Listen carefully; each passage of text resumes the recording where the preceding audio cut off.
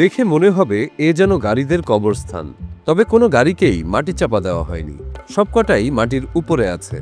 দীর্ঘকাল ধরে পড়ে থাকায় তাদের অনেককে ঘিরেই বেড়ে উঠেছে ছোট বড় লতা গাছ। সেখানে যন্ত্র আর প্রকৃতির এক অদ্ভুত সংঘাতময় মিলন ঘটেছে, আর সেই সাথে হচ্ছে বন্দরের জায়গার মারাত্মক অপচয়। বেনাপোল বন্দরে অনেক বছর ধরে অনেক গাড়ি এখানে পড়ে আছে, ট্রাক, চ্যাসিস, ট্যাক্সি, কার, বিভিন্ন গাড়ি এখানে যে গাড়িগুলো আছে, এই গাড়িগুলো দীর্ঘদিন থাকার কারণে এটা ময়লা, মাটি, আবর্জনা সহ জং পড়ে গেছে। কোটি কোটি টাকার গাড়ি ধুলোর সাথে মিশে যাচ্ছে। কোটি টাকার গাড়ি ধুলোয় নষ্ট হয়ে যাচ্ছে। এগুলো নিলামে বিক্রি হচ্ছে না, আবার আমদানিকারক সেও ছাড় করাচ্ছে না। যশোরের বেনাপোল স্থলবন্দরের জায়গা সংকট এখন মারাত্মক আকার ধারণ করেছে। বন্দরের ইয়ার্ড আর গুদামগুলোতে বছরের পর বছর যাবৎ পড়ে আছে শত শত গাড়ি ও আমদানিকৃত বিভিন্ন মালামাল, যার বড় অংশই বেশ ক্ষতিগ্রস্ত অবস্থায় বেওয়ারিশের মতো পড়ে আছে।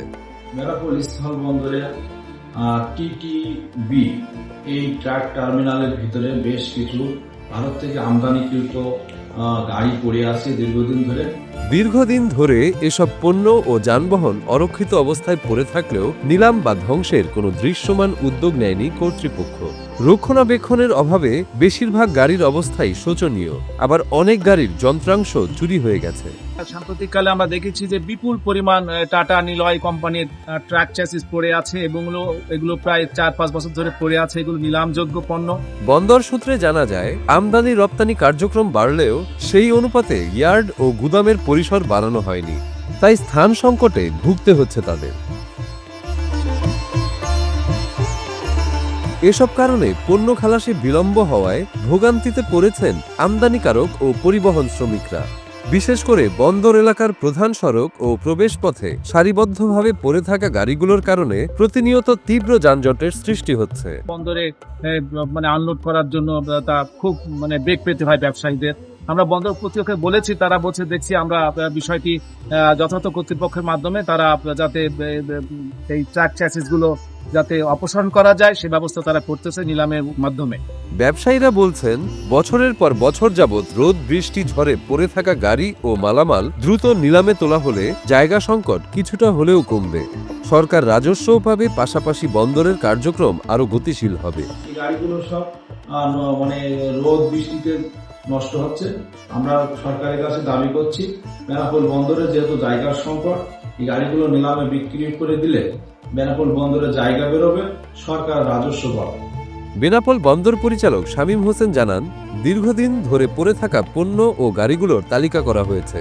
প্রক্রিয়া শেষে ধাপে ধাপে নিলামের প্রস্তুতি চলছে।